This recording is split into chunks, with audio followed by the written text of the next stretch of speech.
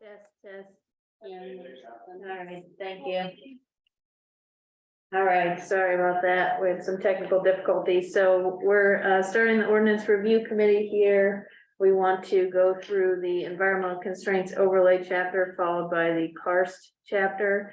And the goal of today is just to get some initial feedback that we hope to incorporate into the CDO for our consultants to update that and eventually release the overlays to the public and the planning commission for their review as just part of the ordinance drafting process. So I've included a clean copy of chapter 825. I do have some talking points that I want to go over with everyone about what we're wanting to improve on this chapter. I didn't know before we got started with that if there were overarching comments about chapter 825 that we wanted to go over, or if you want me to just jump in on some of the details that we're seeing as things that could possibly be improved. That was a lot of information to try to consume, even that we've discussed Yeah, bits and pieces over the last several years. yeah, I'm fine with you just kind of going over it. Okay. all right. Unless someone else has a question. So, just as the first part of this chapter, one of the things that we think might be helpful is to come up with a sort of a template for all of our chapters to have a purpose and then up front, like an applicability. So in order to figure out whether or not you apply under the eco, people sometimes have to scroll down and figure out, okay, what does the eco really mean? So one of our ideas was to just go ahead and say upfront, areas of slopes of a certain percent are in the eco, are, applicable this chapter, you must follow this chapter. The shoreline of Monroe and Griffey of 125 feet from the normal pool elevation is also restricted, flat or steep slope. And then riparian areas, 100 feet on either side of riparian areas within the eco are also protected. Now we have two things for you to consider early on. So those are the applicability as it stands now. One thing that we want to consider early on is whether we want to have trees. Oh, I was gonna just say, it looks like Julie joined us. okay. Oh, whether we want to have trees that are in like a flat area of the eco be protected from certain construction. We don't have that right now where people can propose construction in the eco areas. As long as it's perfectly flat, they're allowed to take out those trees. So that's something that Tammy and I thought maybe would be helpful during the review process for construction. If people have two site options, one has a heavily forested area of native trees and the other is relatively open, could we then encourage people to go through the process of building where it's already open instead of cutting down trees? I would love to see that anywhere in the county, not just the eco areas, but Yes, the importance of the eco areas. yes. And specify those trees needed to be maybe a certain diameter or native species, not just like, honeysuckle or understory. That's not helpful, but, yeah. Okay. Thomas has her hand raised. Julie, did you have a comment? Yeah, I've been on since the very beginning, but I have a question about how 125 feet was arrived at, if we could find out how that number was set originally, because that to me makes no sense. Thanks. Sure. What would, What's the VTake? sorry? The VTake line? Fee take line, yes, How many feet is that? I'm just kind of curious. Is it? 25%. It's I have it on a post-it note. oh, for Monroe, it's 700, whatever, 758. yes, Yeah. So our contours really only showed at 760. So we kind of give a 2-foot kind of wiggle room for people that are wanting to get close to that setback. And we've had a couple of 125-foot setback variances. One I remember for a pool. And actually we got them to relocate the pool just outside of that setback. There was another one too that maybe Drew had or something. So we occasionally do use it. but we'll look into how it's, that's a good question, how it was drafted that way. I think that was part of the original eco study that they did, but I think it has something to do with the federal government and the Army Corps of Engineer. okay, Right, and I guess I was only bringing it up because they might have really considered why it's at that point, and, you know, maybe that could help with Julie's question of Yeah. why are we looking at 125? Just wanted to yeah, consider that, because it seems like they already have kind of some protected area, and if we're looking Right. at creating setbacks to protect that area, they might have very tangible information for us. right. Julie, other than that question of where that number came from, do you feel like you have a thought on what? Do you have a thought on a different number, or you just would like to know the origination of that? To me, that number is very small. Okay. It seems like it should be higher, especially given climate change and all of the stresses on the lake. Mhm. And, you know, we don't have to follow Army Corps of Engineers. We do have to know where they control, but we don't have to follow them by any, for anything else. So, Okay. Okay. thanks. Yes, And I just want to say, I'm not saying we follow them, I'm just saying we maybe can glean some insight to really kind of determine the best setback. So we don't have to repeat the same type of work, and they may have had some engineers and experts really dig into that. right. I'll also note that one of the other changes we're considering, so right now we have 3 eco areas. And this hasn't really been reviewed in quite some time, and so in 2015, when we implemented the countywide 15% slope, we think that eco area 3, which is the 18% restriction, became a little less stringent than maybe the 15% area wide. So we're wondering if there would be consensus around expanding area 2 and combining it with 3, so you would just have 2 areas and the purple would become red. So it would be 15%, or closer to the lake would be 12%, and we would effectively get rid of the 18% restriction and just change it to 15%. That's fine with me. That sounds like, aren't we just cleaning it up? In a sense, I mean, You would be making is it there an more strict. argument for them to develop on 18% in there? I mean, I guess my question is, if we yeah. have a countywide 15%, Yep, does this just present kind of a loophole, if you will, to then potentially develop on 18%? so the 15% countywide does not cover driveways or oftentimes utilities. And so it would cover like grading activity, any land disturbance, so even tree cutting would be covered, whereas the countywide 15% is more so about placement of development structures. And my real, I guess, question is understanding the highways point of view of kind of how impactful that could be to create access to lots if they do have to kind of, you know, that's just my Oh, thought. from like a site distance standpoint, yeah. Yeah, So we'll work with Ben from time to time, but that's a good point of. I don't know, we haven't had very many instances of that We've occurring. had 2 variances for slopes for driveway cuts that right basically where the public road intersects with person's proposed driveway, they would have had to cut into the slopes. We had 2 instances where we've had people get variances before then developing on the rest of their lot. And then occasionally somebody will have a lengthy driveway and part of it would have to go through a sloped area, and those also go before the BZA in the eco area. What does this do to walkout basements? Because I thought that was part of the reason we left 18% there. Mhm. Yeah, 15% does not accommodate most walkout basements. No, and that's So- why we had the 18%. Okay, that's good to know. I think we've tossed around the idea of exceptions or waivers. So in eco area chapter, we do have waivers, or I should say exceptions. at the very end, but it's for if there's no other place for a single family unit to go.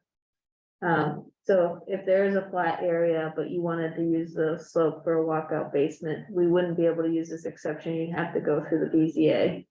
So that's unnecessary. Yeah. So do you think that, well, because we've tried to work with folks on this in the past, and I think Southern Meadows came up against this with the road grades and then having walkout designs. Do you, I mean, what would be your suggestion, Jerry, to be able to have a staff level review of walkout basements? What would they just need to show that they weren't removing trees and that they were working with the slope and causing less land disturbance? But I mean, the thing is that a walkout basement is a residential preference, and there are a lot of advantages to a walkout basement. Mhm. You know, basement square footage is cheaper, it's easier to heat, it's easier to cool. It, you know, there are homes that are built so that they begin as a walkout basement because that's what's affordable at the time. Yeah, But to make another layer so that someone who wishes to build a home has to go through extra steps that another homeowner doesn't in order to do it, doesn't make any sense to me. okay, I think it's unreasonable expectation. okay. I'd be curious about how many walkout basements there are in the eco areas as of now. In other words, what has been approved? What do we know about those numbers? I think that would be an interesting thing to look at. Yeah. And I guess if someone really wanted to create a walkout basement, they, you know, have built in the flat area and then just built up part of the lot. And it's much more expensive. It causes a lot more land disturbance to, in a sense, create a walkout basement grade, whereas if you were working with a natural grade, it's a lot less disturbance. If you, So we if do you, see that. if you look at an image of my house, I have a walkout basement. Yeah, And you look at the slope restrictions, the only slopes on my property that show up or the walkout. are the walkouts. Yeah, Okay, so I mean, come on, yeah, you know, and I didn't go out there and say, oh, well, I could build a house perfectly on the flat, but no, I want to disturb soil, so yeah, I'm gonna go up on the hill. I had a design for a house that included a walkout basement, so I oriented my house to take advantage of the natural slopes that existed Mhm. without any extra process required. yeah. Yeah, so that, I mean, that's been a problem for the 15% countywide as well. We've heard some people that would like to have some sort of built-in waiver or some sort of administrative review if we need like a designer or whoever is putting together construction plans to say this design will result in less soil disturbance, better drainage, like we're just looking for a way to write that. I think that we wouldn't be, as staff, we wouldn't be opposed to that in a lot of situations. It does make sense, but Right, well, the libertarian in me says, you know, if I have a 12-acre lot and I want to put a walkout basement in, you said, well, you don't need a walkout basement, you have all this ground that's flat where you could build a house without a walkout basement. You don't have any right in the world to tell me that. yeah, so that's. where Nobody's the damn slope business how I restriction- build my house. Yeah, that's just where the slope restriction, I think, is well intentioned, but it's hitting points like this that are Right, making people, well, the road to hell is paved with good intention. yeah, And that kind of goes to, I think a comment I made at our admin meeting and it kind of stirred in, I don't know if we went into a tangent and had this conversation, or if it was really something that you wanted us to focus on, but we had it, the discussion anyways. I would like to see kind of more result-driven approaches to this. mhm, Which I think allows kind of more of an administrative review, because if it's not, you know, increasing any of those concerns that you kind of laid out with drainage or, you know, erosion or, you know. so break down for me what you mean by result driven. Do you mean looking at the data of things that we've approved and seeing what variances we've granted? Do you mean that? Well, if it's not having an environmental impact that we're concerned about, then we should be able to allow it to occur. So if it's not negatively impacting kind of our riparian buffers, our drainage ways. So taking some examples and looking at things that have gotten stuck in the process and then seeing if they've had an environmental Yeah. impact or. The environmental impact is already quantified. Yeah, Yeah. that's why I'm like kind of It's all performance stuck there. based, which is whether or not we follow the rules. Yeah. And also everything that is subject to review Mhm, is because there's an environmental constraint. mhm. And so I don't think that making shortcuts is beneficial to the community. Mhm. And you know, the reason, I don't understand all of these exceptions on pages 9 and 10. Yep, That and how they apply. But it seems to me that not having administrative review, especially on ecological constraints, is appropriate. okay.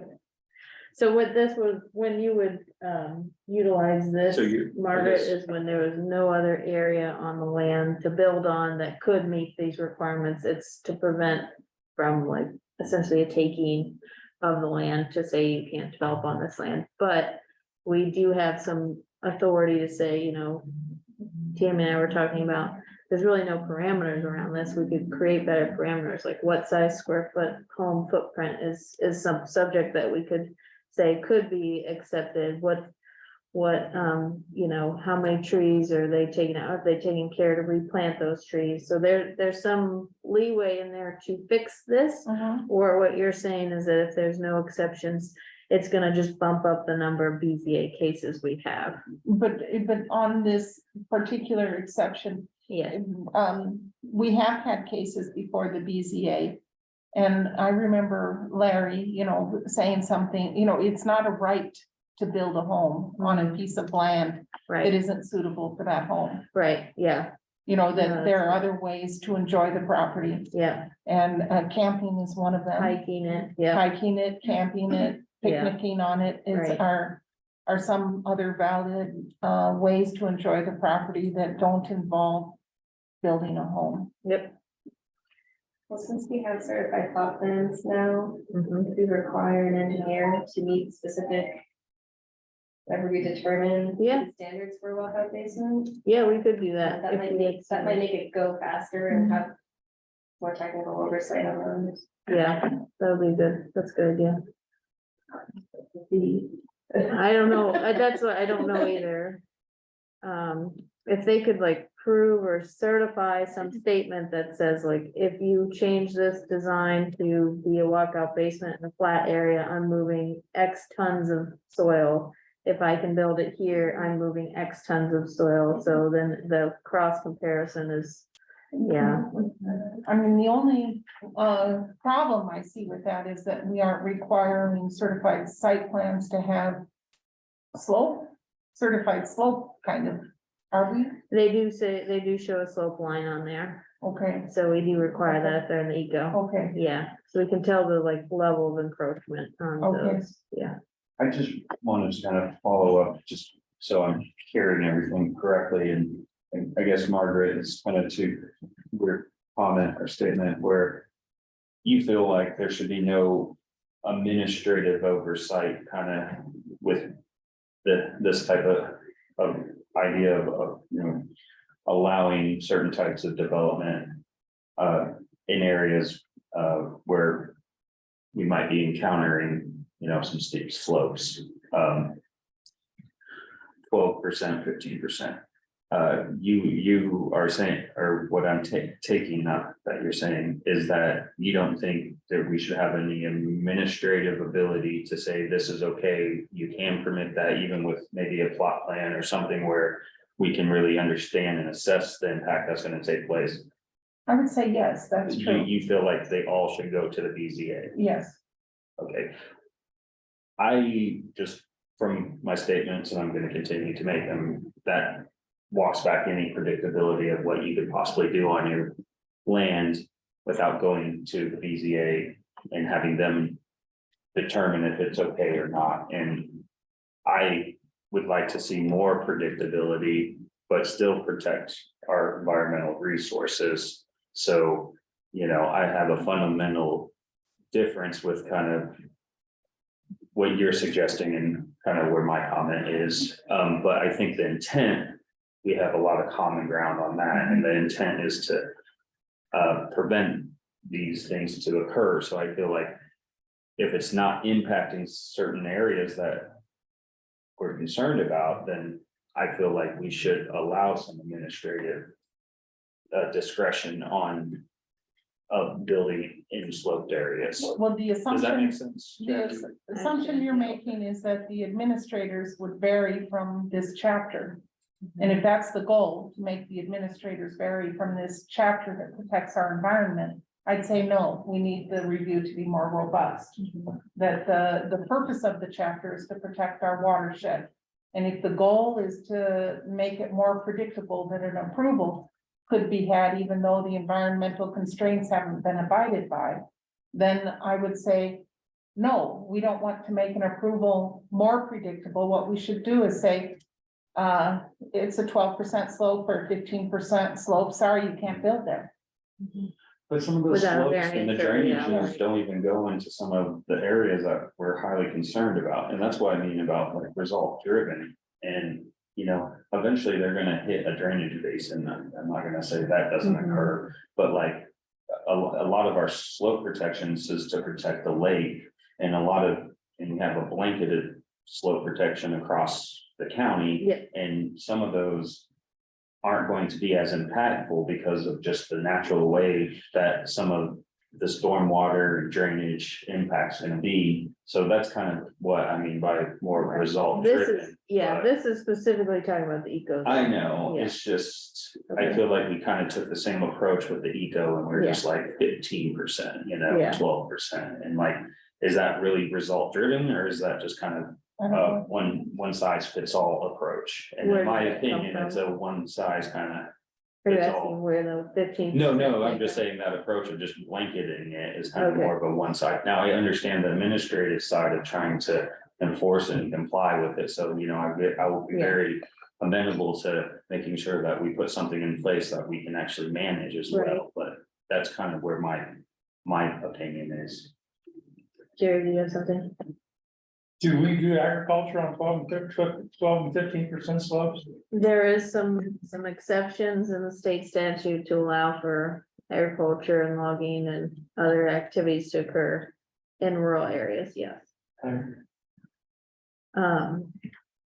So one of the things then that we could think about is what are the actual criteria that we're asking to see if there's an exception from? So the first is, I think everyone's agreement.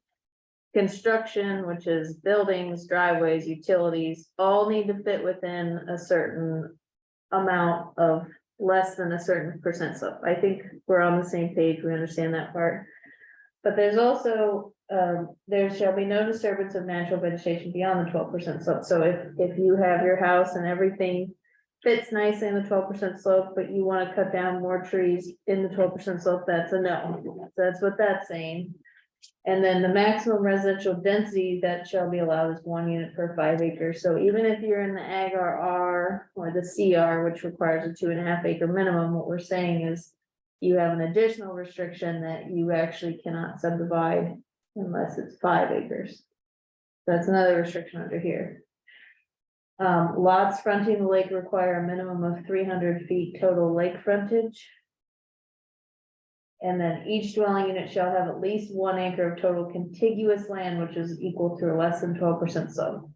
So, if all of these criteria are not subject to exceptions or administrative review, this, especially number 5, we will be seeing an increase in the number of variances. So even if everything fits within a 1/2 acre, if they don't have 1 acre surrounding that 1/2 acre, another 1/2 acre, they'll have to come to the BZA is what this is saying. Mhm. So if that's something that is important, we want to keep it in there. I'm just bringing this up so that we can collectively come up with some comments to.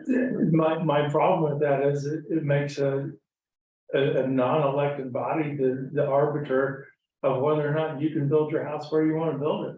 The BZA is a quasi judicial board that has the force of law and has no answer to the populace.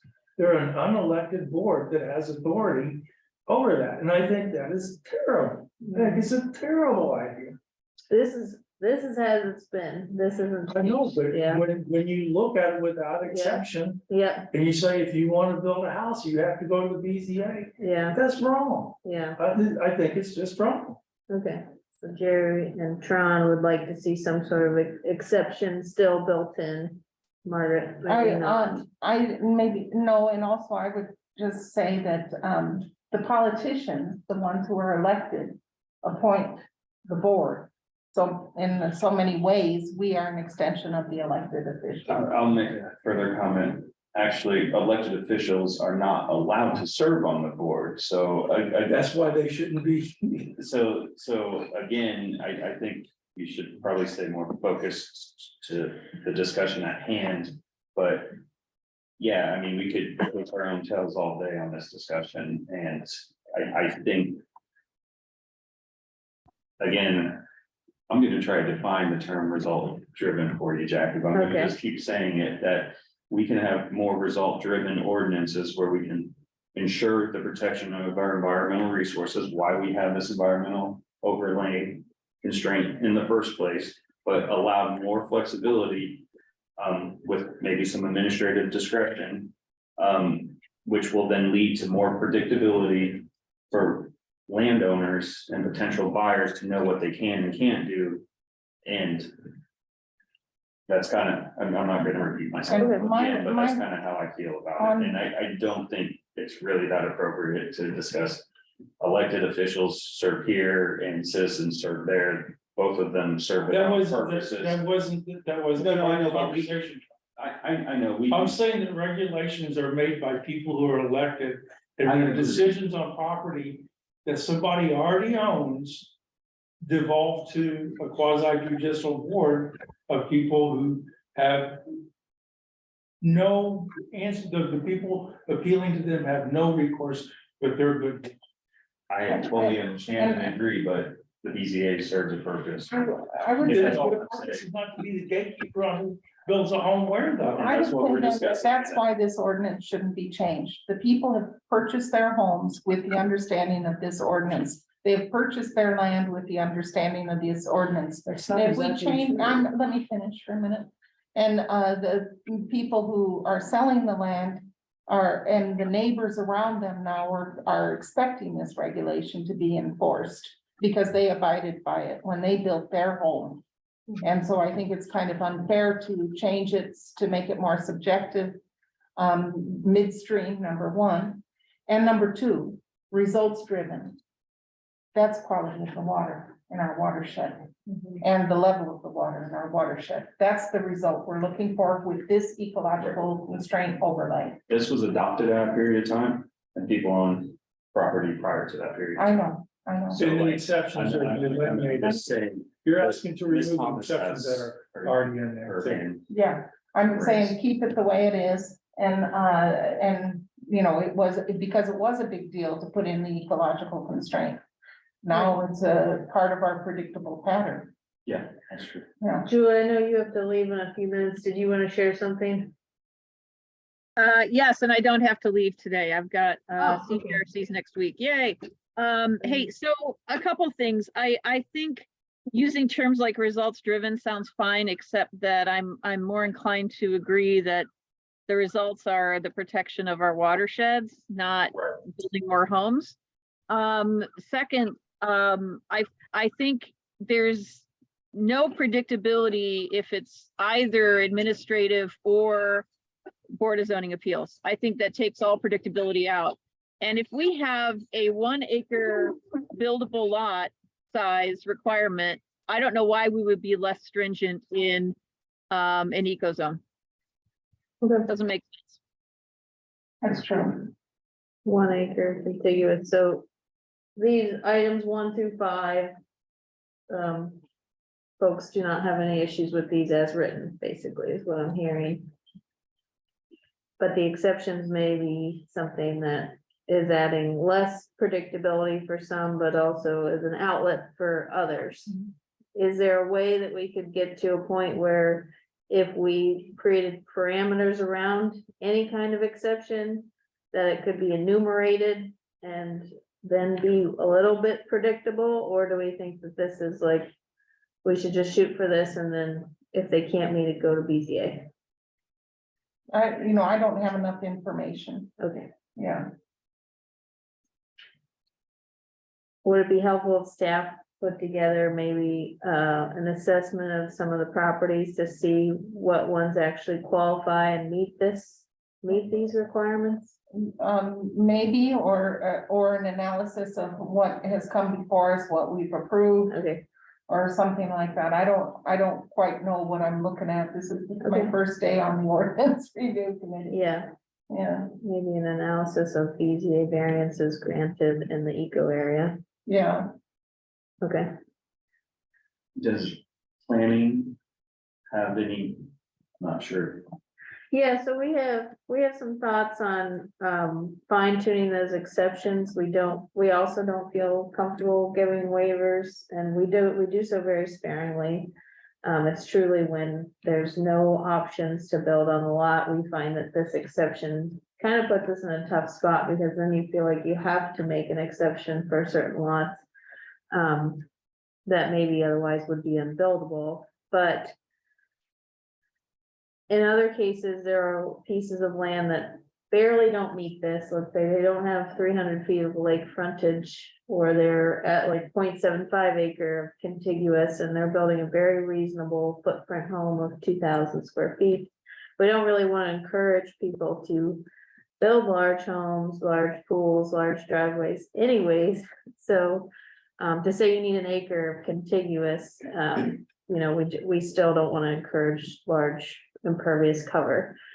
So I think there could be some parameters set by which, if someone was building a very reasonable home with a very small driveway and was trying to mitigate trees being removed, that might be a better end result than some of the other developments that we end up seeing in the eco area. Part of this whole process, oh, I'm sorry, Kelsey. Serving on this committee is that you see what happens after you grant an exception. Mhm. And like in Inverness Woods, when they came saying, we purchased this property in the 60s, this is our retirement dream. We've always wanted to live here, let us build on this slope. We give the approval and the next day it's up for sale, Mhm. So, you see that too, and it's part of living in a small town, Yeah, which we are. We have these kind of delusions of grandeur. You tend to get to know every single parcel of land, yeah. and that's all I have to say. Sorry. The discussion on impervious surface, especially for new residential lots, I've seen some very large footprint homes go in, large driveways, and I've had thoughts of, at what point would I take it to the drainage board to say, for a commercial site plan, 4,000 square feet of new impervious surface triggers the detention requirement, but residential development gets a pass, no matter if it's 20,000 square feet of new impervious cover.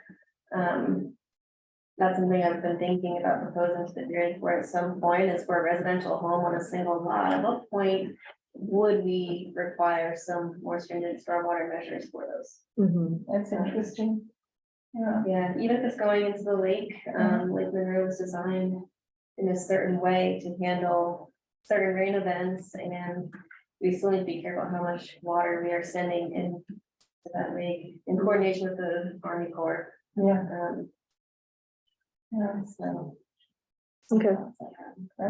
That's interesting. That is helpful to consider, maybe some, under our design standards for our zones, we've played around with some ideas of like septic, non-septic, but it could be helpful too to have like eco, non-eco, or even just in general, we talked about impervious cover. Yeah, Is Lake Monroe, flood control lake, or is it strictly a reservoir? it was constructed for flood control. Okay. All right, so the amount of water going into it varies all the time anyway. Yeah. And it's designed to accommodate does it have a maximum of water that it can accommodate coming off of our watershed? That's something The that calculable the water. thought about, approaching the Corps of Engineers to get some more detailed information on. There's not much in their master plan. Right, I mean, because ultimately the water's going downstream. Yeah.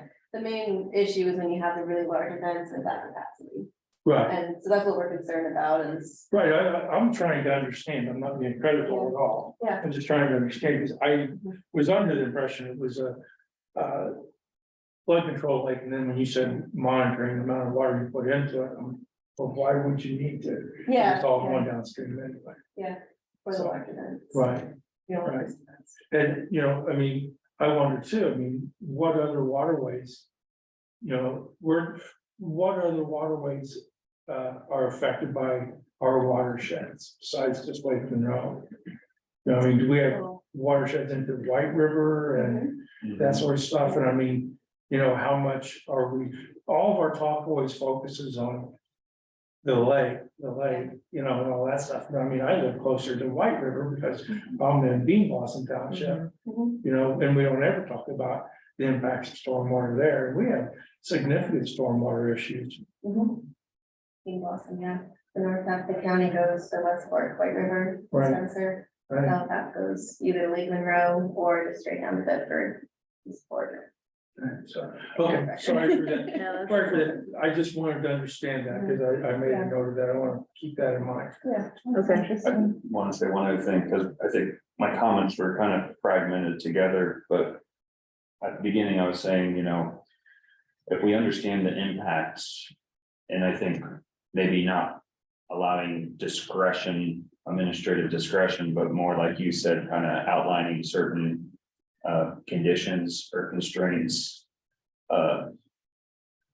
then I feel like if that allows us to mitigate what our concerns are, and I would be very interested in seeing what you put together with that, because that's where I feel like there's more predictability. Julie was absolutely right. If we left it just up to discretionary purposes, we don't have predictability, but if we treat it more like a conditional type site, you know, and outlining those parameters of what type of impact we want to know is going to occur if you want to build out a walkout or something. Yeah, I think really brings us more together to allow some flexibility, but still protecting, you know, our environment. And that's kind of, I just wanted to make sure I said that because, like I said, I think my comments were fragmented as I was saying, and so I just wanted. so here are some standards that just Tammy and I were throwing around as examples, just for your. Just to write down as notes, these are nothing set in stone, but we said something like house footprint not exceeding 2,500 square feet. This would be for granting exception, mind you, so this is the areas where there would be a steep slope encroachment. Plot plan showing reduced tree removal and tree protection areas, driveway length reduced to the extent possible. All development proposed, including all necessary infrastructure, be compact and formed to the extent possible. And buildable area on the property utilized completely before any encroachment of steep slopes.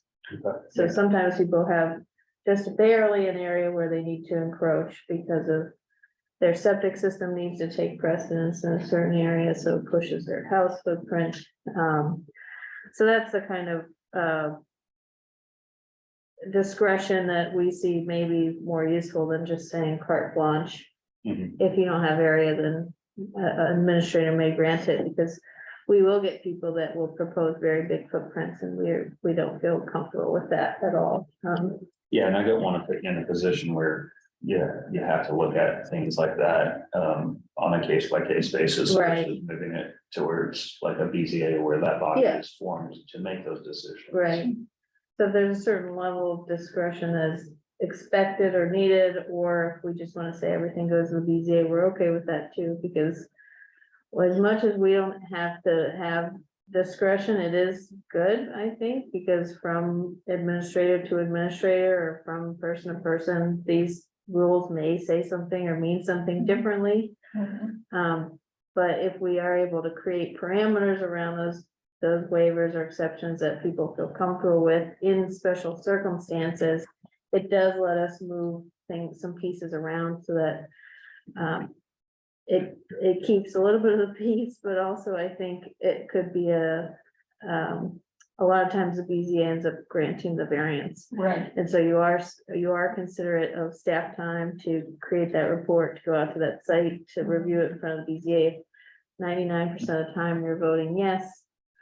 Should we have an exception? Yeah. That's the question. But if it's 50-50, or a lot of times the BZA is voting no, then I think it shouldn't be an exception. Okay, some other things that we talked about, and Tammy, feel free to chime in. I know I'm taking notes too. So we talked about getting rid of the area 3 and making that area 2, which I didn't see anyone be too concerned about, except for that the driveways might be an issue. And maybe Jerry said something about having specifically concern for walkout basement construction, which is not currently in our exceptions, but could be something that we look for input on from. the I development think community. combining those is gonna be a big deal. Yeah, You think it is? I think it's a big deal. yeah, I'm not saying this. I'm not saying it's a no-go from my vantage point. I'm just saying it's not simply as. I don't see it simply being, well, we'll just put the two of them together and make it all, 12% or all 15%, rather 15%. I just don't see that. yeah, Because I feel like it is going to create a situation where it puts everyone who wants to build a house with a walkout in this bin, and I don't think it should be that way. the other, That's what I see, yeah, and if I'm wrong, I'm wrong, but that's what I see, and no one's telling me I'm wrong. no, I think that there are some considerations of Okay, walkout basements in those areas. We could do a little more digging on that. The other consideration we wanted to give was that this, under page 4, number 5. It seems like there may have been some drafting of this language was right around the time of some phases of the point development going in, because it seems like there's a lot of overlap. It's talking about development proposals regarding phasing of project size. We really aren't seeing large development proposals in the eco area. And then there's also some information in here that goes into what may be better addressed under the stormwater ordinance regarding failure to maintain stormwater facilities. And that we could take action if they fail to take care of stormwater facilities. I'm not sure if this belongs in this area or just in stormwater where it could be enforceable, or just generally in the ordinance, we could have something like this, but maybe not in the eco chapter. I don't want to give the impression that we are still actively reviewing large phased development projects in the eco, because we aren't. Essentially, we aren't anymore. So this ordinance went in, and I think a lot of development around the eco did stop of a large size. So this section may need some reworking, moving to stormwater, or just if it's not important anymore, not relevant anymore, do we need to just omit it from this chapter to not give the wrong impression of we're not doing these projects like this anymore in the eco. So I'm just thinking through that, Yeah. I mean, could it be a footnote? Or something so that it's not removed, like, these projects are, discouraged.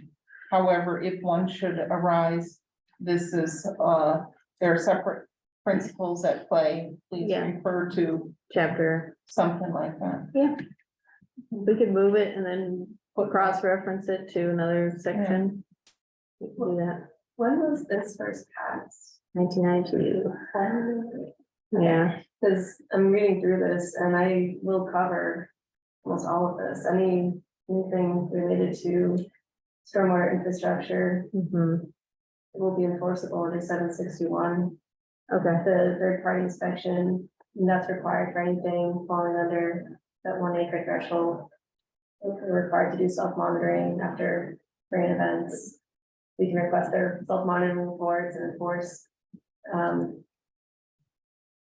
So I feel pretty good that that's all covered. Okay, this entire section Yeah. about There's- injunctive I would relief, want to read through certain things like requiring that phasing to be recorded and yeah. That might, that's really the only thing that stood out to me. but- okay. I don't want to have duplicate language if your language is more enforceable anyways, because we have some things that were prevented from regulating that you are not, so. Yeah. But I wanna have like that knowledge of like, see chapter 761 for this information still, so that people know. And I wondered if we do need to incorporate, or could incorporate some of these slope restrictions or something in our stormwater ordinance. If something, but if there's something that might not apply through this ordinance. Like regarding like agricultural activity or something, or, Yeah, or, yeah, they mining, I guess, mineral extraction is what they call it. yeah. I'll have to think on that, but, Okay,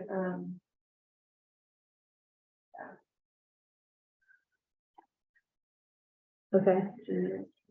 Julie, you have your hand raised? Just to clarify, we don't have any restrictions related to properties that include a stream. Even if that stream goes to a body of water, which it always does somewhere.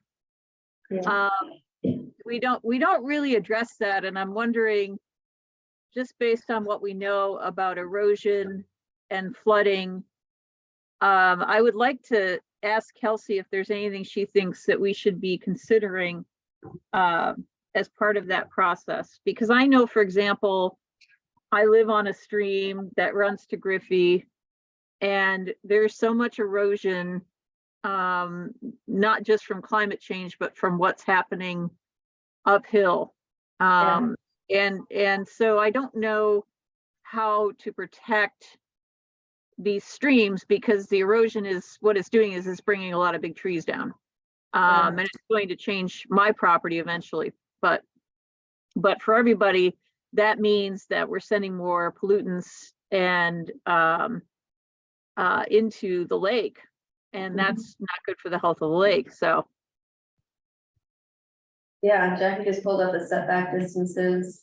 First thing I'm thinking of is limiting the amount of impervious cover.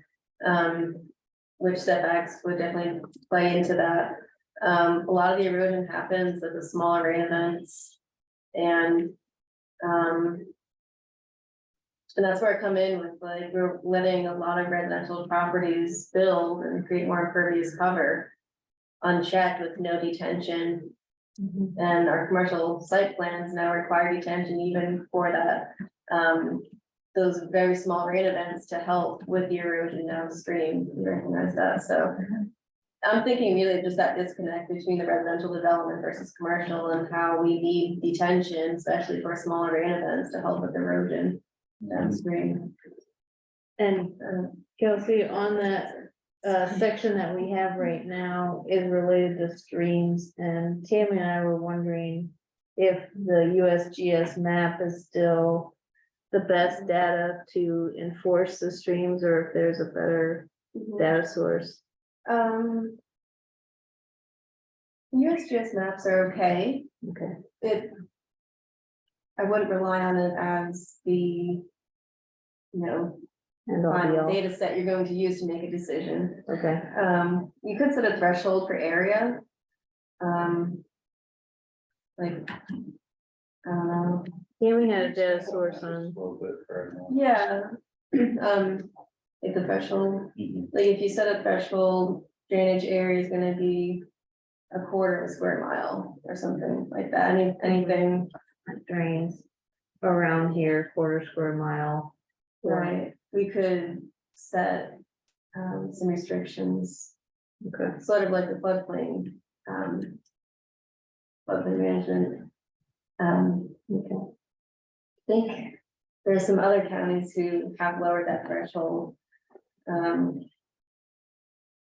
So is the point that maybe the USGS map lines aren't the most accurate, and also that 100 foot on either side isn't always as effective as looking at slopes in relation to the 100 foot? Yeah, I Okay. mean, the 100 foot is a good start, but you also have areas where on one side it's a cliff.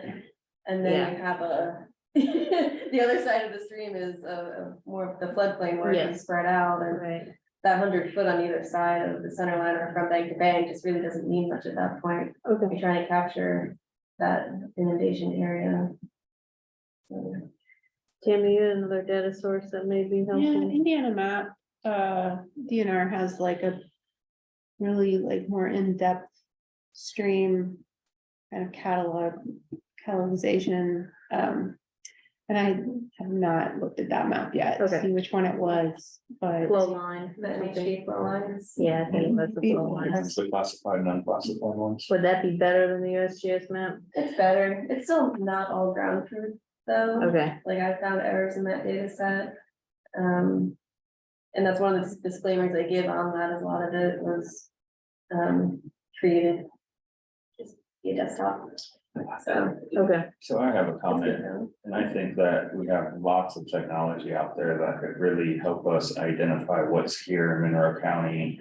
And us start creating our own best available data that pertains to Monroe County. with Yeah. Incorporating LiDAR, ortho imagery, and Yeah. other things that we're aware of.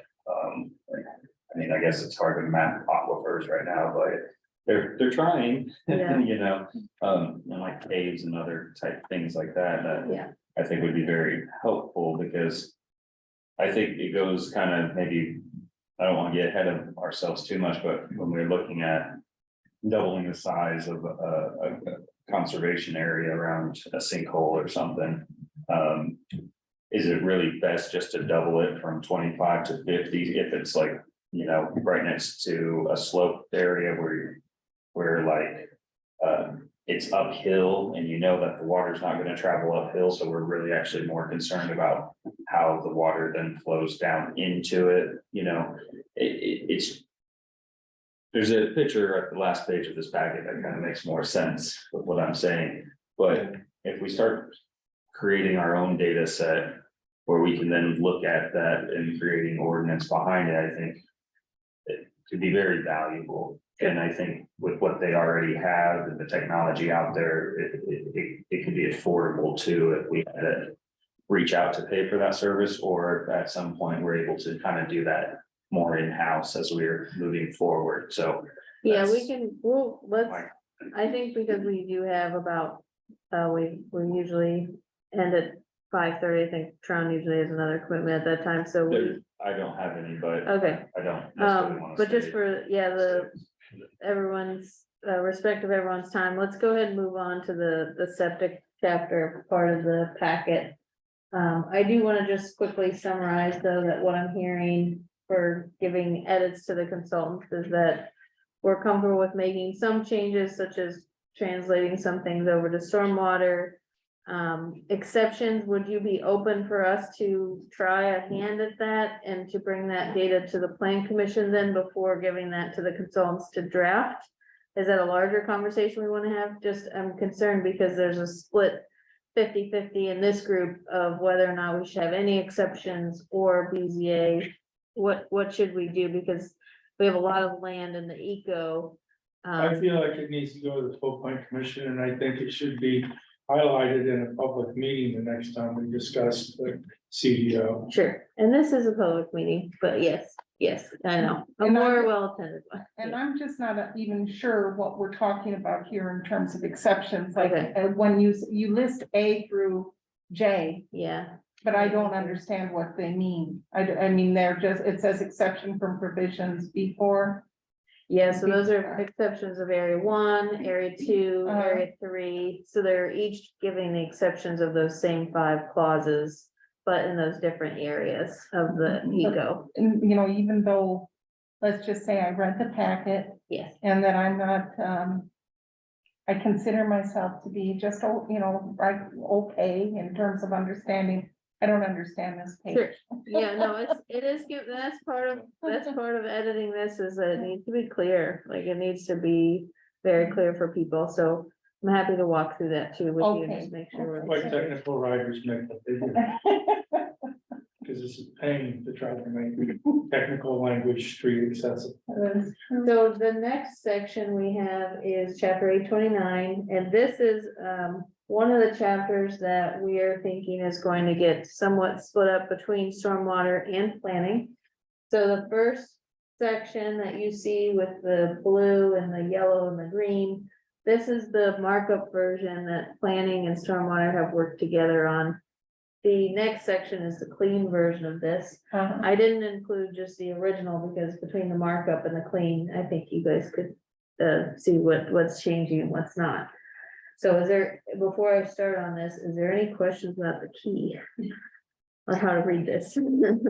No, I just appreciate, first of all, I have to say how much I love it that the stormwater and planning have such a great working relationship, and that you are collaborating on this to make it more solid and more in keeping with the interests of the community, and to make it workable for both departments. I really appreciate that, you know, but that being said, you know, I got a little bit of whiplash, but. Yeah, I did too. Yeah. There's, I think, Um, 6 different categories.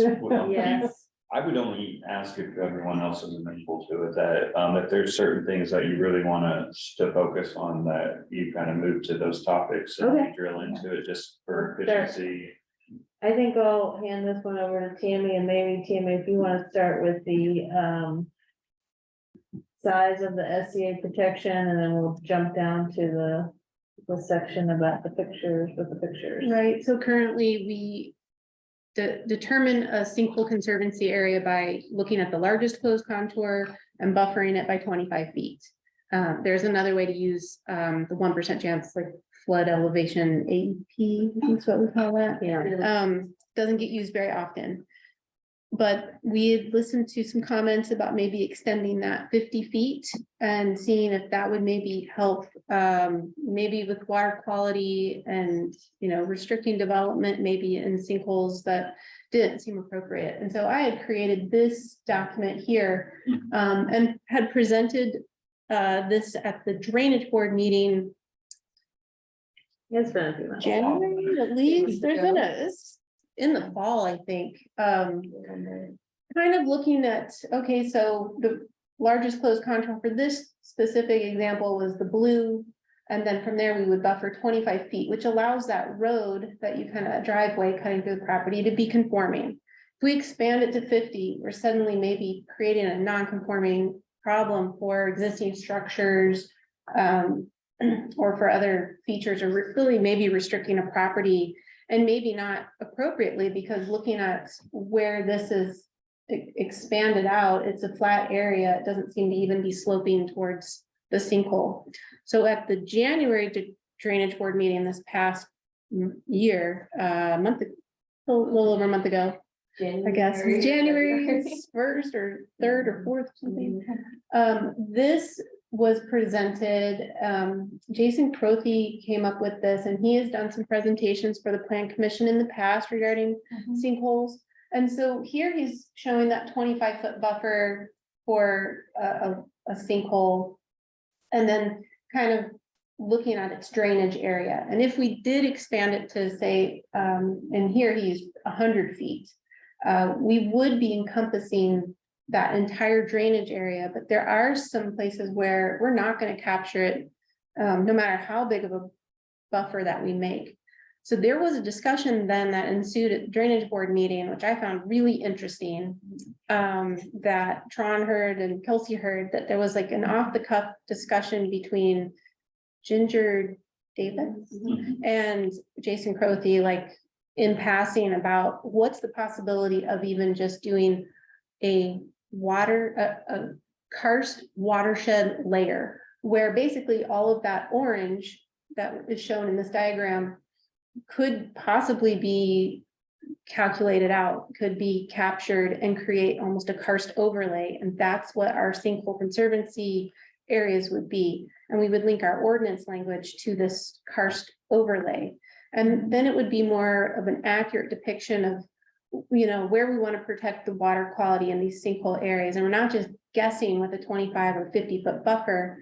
The issue then becomes is creating it. And there was a, you know, an off the cuff calculation, kind of a napkin calculation, if you will. And I think looking at the acreage, the amount of time that Jason kind of gave as an estimate, and he wasn't even at this meeting. But I think there was like a $39,000 price tag. He said, yeah, And- Peter said something, 29 or 39. It was 39, because I re-listened to that meeting twice, because I was really excited to hear that there might be a possibility of doing a karst overlay. It's just a matter of asking maybe for Jason to give us a more formalized proposal of what would what would it look like? Maybe give us a sample area, a more concrete timeline of when that could be, because if this could get overlay adopted at the same time as this ordinance. And to think of the staff time, that if we had our zoning inspector click on this layer when reviewing permits to look at additions or driveway configurations, I mean, the amount of time that it would save staff to not have to think about, oh, okay, here's my largest contour, let's now buffer it by this feet. Are we in a problematic area? I think this tool just moving forward would be tremendous. It's just a matter of the logistics of how do we acquire such a layer? I don't know. Is there Where could- support for that in a policy standpoint, and then, you know? Where's make your it- council rep? No. Yeah, no, I think the budget, I mean, the budgeting we can figure out. It's just more so is if it's something that we do want to change the ordinance to, you know, meet that requirement as opposed to doing the flat 50 feet, like what does the plan commission think? And that's where I came up with the term result driven. Because Yeah. we're not just doubling the size. We're actually looking at contours and the drainage area to that one particular thing. I Right. think another very valuable point of Jason's, what's his last name? Crothy's kind of email exchange was the stability of what we have in place now is adequate. So we're not really addressing that. This is more trying to mitigate some pollutants and things. And honestly, how much are we actually getting by doing that? And one of the bigger concerns are kind of our minimal buildable area and lot sizes and how this is going to eat into that. And we're going to potentially hinder people from doing things that are feasible on their property because we have an ordinance on here that just double that circle, you know. So that's kind of where my spin is on this. Also, we might have some very capable people in the county to help try to create this overlay, but I think if we can find funding, that would expedite it. And I think bringing in someone that's more an expert is going to be a crucial, but I just wanted to say that some of the spatial tools we have and the data we do have, like, and I've been working with the GIO's office, the part of Indiana's Office of Technology about their acquisition for ortho imagery and LiDAR from 2025 to 2028. And they're planning on trying to do a flyover and get more LiDAR going. So we would be working on old LiDAR information, which is kind of crucial for this. But honestly, I do think it's an achievable goal. I think it's definitely in the interest of the community to do this in a way where we're not going to have large impacts on people where they're gonna be very limited of what they can do on their property. So if we're talking about $40,000 to allow people to be able to build a home and not have a negative impact, I think it's well worth it. I see that Julie came off. She's not our council rep, but you know, she could easily help us identify funding. My office, I can't really help you identify funding, Right. but we do have resources as far as personnel goes, and I'd be in full support of helping create a layer like this. Okay, I will say that Jason's knowledge of the karst in the area, he has access to resources where springs and Yeah, yeah. caves are that don't necessarily show up in the largest closed contour sense. And Agreed. so I think that's also really important to be able to buffer and maybe conserve those But, important sensitive areas. Yeah, even if we brought it in from them creating it and did our own kind of quality assurance too, I think is great. Go ahead, Julie, sorry. Yeah, Oh.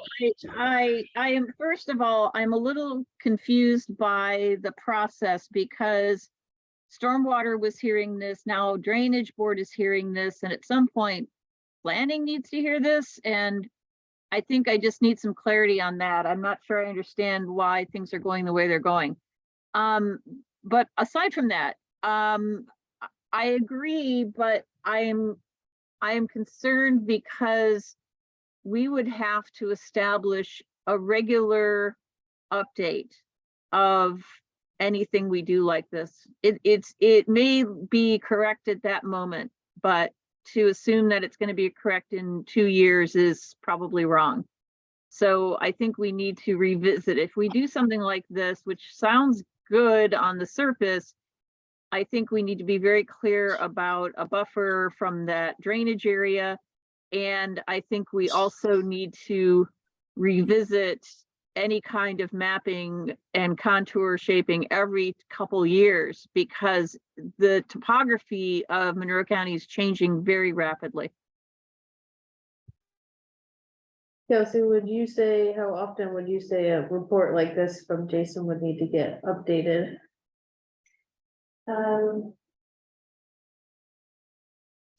I think there are things we can do internally to maintain the data set when we find issues or, I think we, in 2 to 5 years, contract out him to look at it from his point of view and make sure that it's still up to date. Okay, Um, so it is something that you would have to review fairly frequently. I agree with Julie. I think there should be updates. Every 2 to 5, I'm saying 2 to 5, but okay. I just have a question. First of all, is he the gentleman who spoke to us about sinkholes and about building in Monroe County about before the pandemic began with Sarah Damovich? Yeah, okay. And then he is also the son of one of the guys who used to work in the Geological Survey. That I don't Trophy, know. I think. Maybe.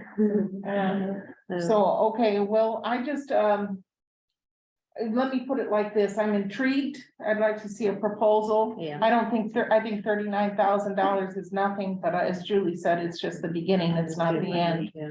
And also if there's another person who's more qualified, but if he's the same guy who spoke to us before, you know, it sounds like he's pretty qualified, as long as he doesn't have an agenda, you know, Yeah. like, you know, people have. And we're not saying, I think this is something that came up at a Yeah. meeting where, Tammy was trying to get feedback on increasing the footage from 25 to 50 feet. Based on information we received from the legal department that said, you can't just increase your sinkhole I conservancy see. area by 25 feet, you have to have some sort of scientific backing. So when Tammy took it to Drainage Board, Yeah. then I think Ginger Davis had brought the conversation up with Jason Crothy, and Yeah. that's where we came. So it evolved quickly. We are Yeah. still in drafting stage and Yeah. still working with. I think his father started that hydrogeology corporation. Okay. Yeah. Kelsey, you I have want something? to address the first part of Julie's last comment about Okay. why it's stormwater drainage board and planning, all talking about the SCA. Sure. And I think I do want to just clarify where in our ordinances that designation should be Mhm. if an SCA is required. Mhm. An SEA designation should be in ours, I think, because it's mostly going to come up with planning. Yeah. And we do have a language in our current ordinance regarding it being in a deed, if not platted. Has been extremely difficult for us to administer, to have someone that's not platted, that comes in for a building permit. I mean, to have them hire a surveyor to put together a legal description to write up a SCA when it's not impacting their buildable area. It's just not a tenable thing. Some people have multiple sinkholes on their lot, and that could be thousands and thousands of dollars of legal description. But that being said, I think if you still wanted some power over some sort of commercial development or residential development that wasn't platted. You know, that could be something that's still maintained in your ordinance if you wanted to put it in a drainage easement as well as a sinkhole conservancy area. That's something to think about. Okay. I think we can talk about that after. Okay, That is-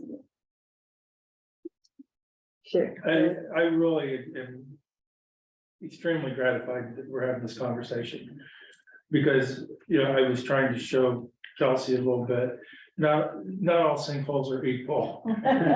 They really are not, and where I live. In the area where I am, I just pulled up the map and you can look, this is a property that sold recently. These are sinkholes. I've walked that property. I know those are sinkholes. These are sinkholes. It's not shown, but like right here. On this parcel, which is a lot that we just sold, there's a cave there. And there's a collapse hole or a swallow hole. Where that, so I can tell you where the water comes out of that cave because a perfect circle, I mean, almost exactly a perfect circle dropped. Like you just scooped everything out from underneath it and it just dropped. It was about 4 feet across, okay? So what that tells me is the water is still actively moving through that cave, you know, but when you go across the road across Dutch Church to the south of where I live, there are sinkholes there. That water is not flowing through anymore. They're closed. You know, so when you look at this and you're talking about, oh, well, you don't want to disturb so much so far out and all that stuff. Well, in some cases, this already collapsed to the full extent that it's going to. So the disturbance is not an issue on some of these the way it is on others because of the way, I know that cave will eventually collapse because where that swallow hole is, from that, you can see the stone outcroppings. It flattens out and then it goes back uphill again. So all of that karst through that area has already collapsed over time, is my assumption. I think that brings up the importance of having a karst specialist look at a property. If you do have discrepancies or someone wants to modify a sinkhole, because every single one is different, has special concerns, might have a small opening. But when you There's go into the different types hole, of it sinkholes. could open up more. We typically don't have the big collapse events here in Indiana like you see on the news that like get people's attention. And that's mostly because it's such shallow soils, so it doesn't actually, Right. have part. And I'm just saying though, is that, you know, it does bear more investigation because they're not all equal. Yeah. You know, they're really not. I just want to add one more thing, and it's like the way we are initially looking at it, we're looking for close contours. We're not going out there and really Right. validating if Get it's. 40 feet shade. Yeah, well, I mean, sometimes. yeah, no, there's other types, so I'm just saying, like, things might be identified just due to the ease of the person working. With the landowner, you know, identifying close contour and just slapping a conservancy area on there just to move it along. Next thing you know. It may not even be a sinkhole, and surveyors are now putting on some of their plats that they're not a geologist and they're not out there certifying that this is a sinkhole. So they're just really kind of following our ordinance with a close contour. So again, I think.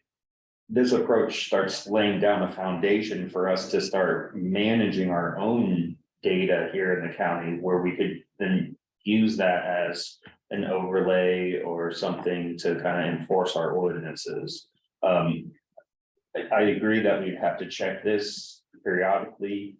Again, I think maybe every now and then countywide, but as certain developments are occurring, maybe check those sites out, or maybe even if it's a larger site, we actually, you know, ask them to kind of, you know, provide that information, you know, like the data that's used to create this overlay is vastly cheaper and more affordable than when it first came out over the years. And last thing I want to really advocate for is throwing another cost on a property owner to develop something. But my main point is, I think as we move forward, this could create a baseline understanding of what we're doing, allow us to try to manage certain things ourselves, and occasionally make sure that we send that out to an expert to kind of get their approval and bring it back. I do think it's achievable, and I think with all of these overlays and restrictions we have, this is a good approach to really allow property owners to do things on their property where it's not gonna have a negative impact. And if we don't take this approach, we're just gonna continue to limit them. And I really don't like that approach. If we just double it in size, you know, so that's my comment. I think it's a great approach. We might not be there as far as having a karst feature overlay that we could use for this type of thing in like a short period of time, but I think if we start moving in this direction, we can get there, and I think it would be better for our property owners in Monroe County. Okay, well, it sounds like we need to bring a little bit more information into the full plan commission. Are there specific things that? Cause really the main crux of our change to the sinkhole conservancy area chapter, I think, is that switch between the 25 feet to 50 feet. That's just the biggest impact that's going to be had. And so to evaluate that change, or to evaluate the drainage area proposal, I guess we could say, or data possibly that we could invest in. Is there more information that the ORC wants to bring to the plan commission? What kind of information would we be able to provide? That would be helpful. I don't think it's possible, but it would be nice to see if we move from 25 to 50, how many that are going to put lots in like a non-conforming position. And we're not really tracking it now, Yeah. so we don't really have the ability. The closest thing we have is the plat review I'm doing in the surveyor's office. And I don't know how many that we've tracked, I think over 100 now, but that's not gonna be a good example of all of them in the county. And if we double it, who's now pre-existing non-conforming, like I would really like to get a sense of the impact. But that's almost an impossible task Yeah. to ask you to perform because we don't have the data to do that analysis. Yeah. Can I just say something? Sure. That, and this was brought up by some of Tron's comments at our last administrative meeting. And it has to do, you know, we are in kind of a complex network of drainage. That we in the county do not exist independent of the city. And the city does not, and the county don't exist independently of other surrounding counties. With the kind of massification downtown and the urbanization downtown, is there anything we can do to track the stormwater impacts in our county? And just as we have carbon taxes and for emissions, is there a way that we can quantify it and say, you know, we have to, you have to work together. Mhm. You can't just admit, you know, 20,000 more students without collaborating with the community that has to support it with all this infrastructure, you know? Yeah, I had a discussion with the engineer at CDU, and they are currently doing a study on Clear Creek. Remapping the floodplain as a result of the Hidden River project, and he's wanting them to basically come up with release rates for detention ponds similar to what the county has done, but based on what the river can actually handle, which is the goal that we have as well with the drainage board. And I'm very happy to hear that. I haven't seen anything or had any further discussions, but that to me is a very big step for them to take to start putting more restrictions on development. Doesn't do anything for all the impervious surface that's currently there, of course. But it's a good step.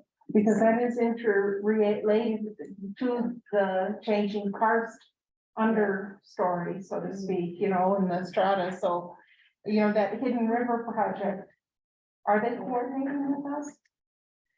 Well, That's a lot of water. I mean, it is a lot of water. So I discussed with them combining on a contract to continue remapping the floodplain farther downstream, having that discussion on the Clear Creek community and their next steps as far as mitigating that residential flooding concerns down there. That's kind of where I'm at with that discussion.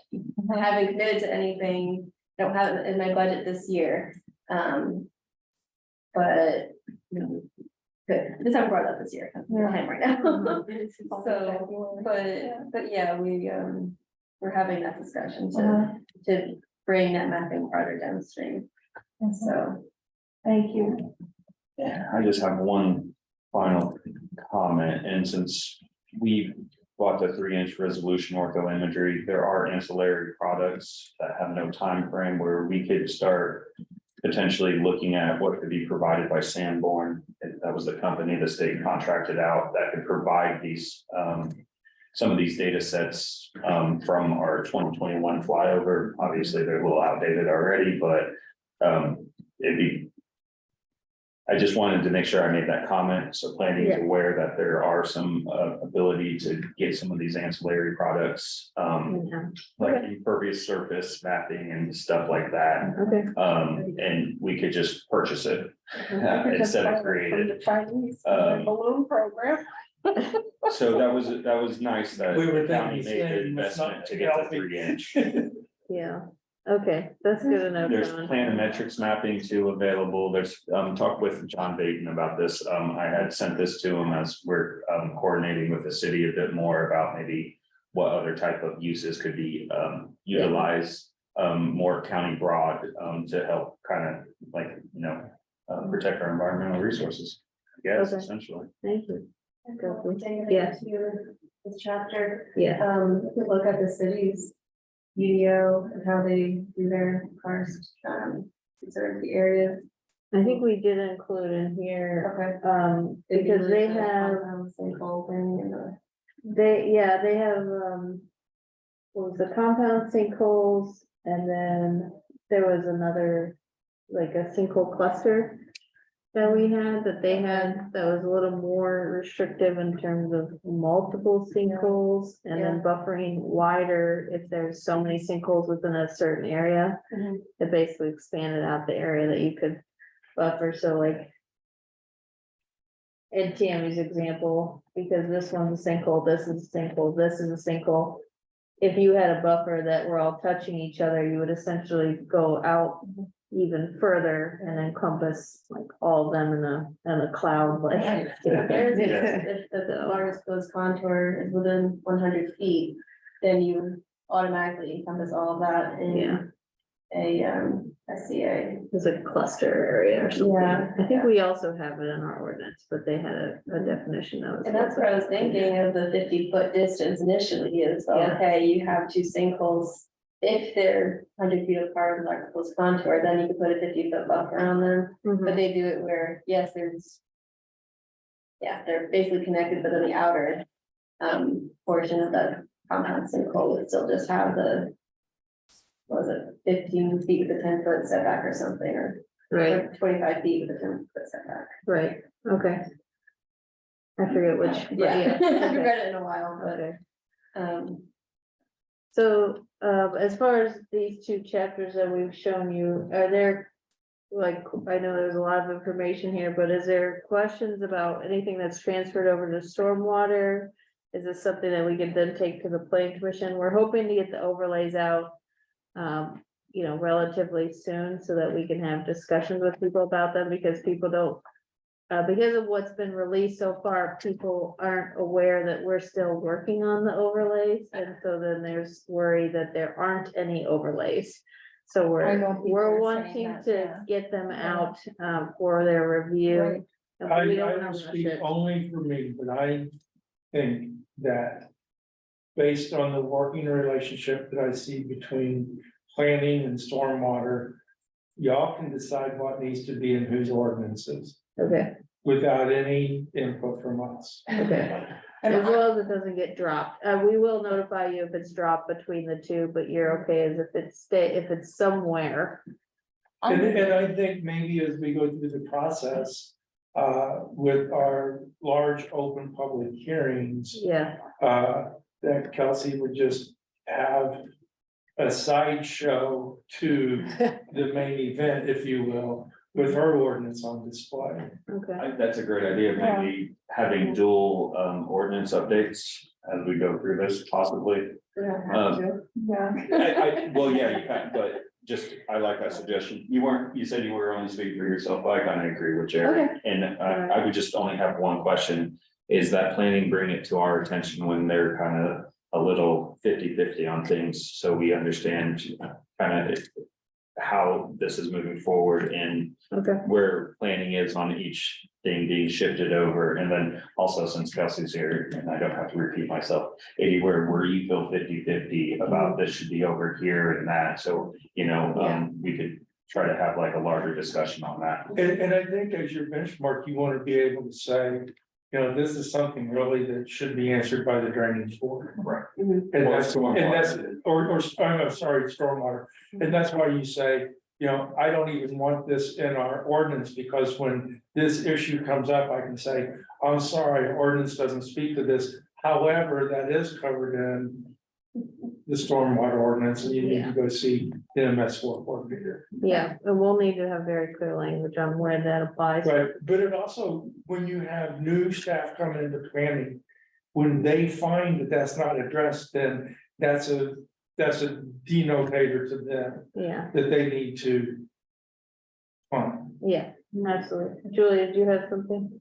Yeah, it seemed to me that the plan was, for a while, we were talking about this in stormwater.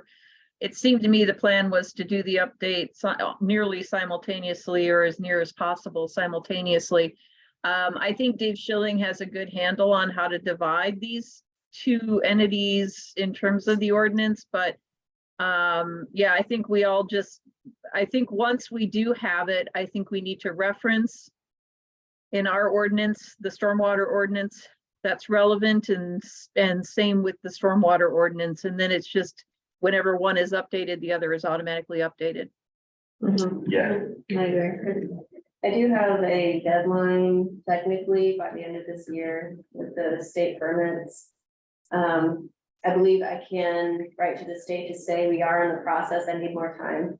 And I think that would be agreeable to that, but just so you know, that is my general. Yeah. No, I know this. pull us along, Kelsey, pull us along. We can move quicker, and if we need to repeal and replace 829 at the same time ahead of, like, we could also do that, so that's not. Yeah, But I do want to try and prioritize it in the CDO at once, so that everyone can be aware of those changes. Okay, I did send that Sandboard ortho presentation project yeah, PDF to you and Candy. okay, we'll take a look at that. If you want to check it, I just Thank thought I you. should have probably included you, Kelsey, so I'll send it to you as well. And if there's any of interest, like I said, just reach out to John Payton. Sure. We're looking at that for other projects that could be helpful Okay, with potentially highway, but again, this could benefit multiple departments, especially like the planimetrics, which is basically kind of outlining the buildings and okay, the roads and things like that. So Need that even for building would floodplain. love something like that. So I'm gonna just share this with you again. Okay. It'll be 2021 data, but I'll just kind of get the word out now that we have kind of a team that can help move these things forward if other departments are interested. okay, thank you. And I'll go ahead and just to summarize next steps for us, and then we can go ahead and adjourn. I think that we'll clean up maybe some of this into maybe easier chunks to read for the plan commission to understand what changes we're reviewing at ORC. And we'll do that at the next administrative meeting. But as of right now, we probably don't feel comfortable sending comments directly to consultants yet, because I think we need more feedback on how the eco and 829 sinkhole chapter changes. So we'll. I have to bring read it it to- about 10 more times. Yeah, me too. It's okay. It's something new every time. Yeah, so thank you all for your time, and we are adjourned unless there's any other questions. Thank you. Thank you. Thanks, Thanks, everyone. Thank you, everybody.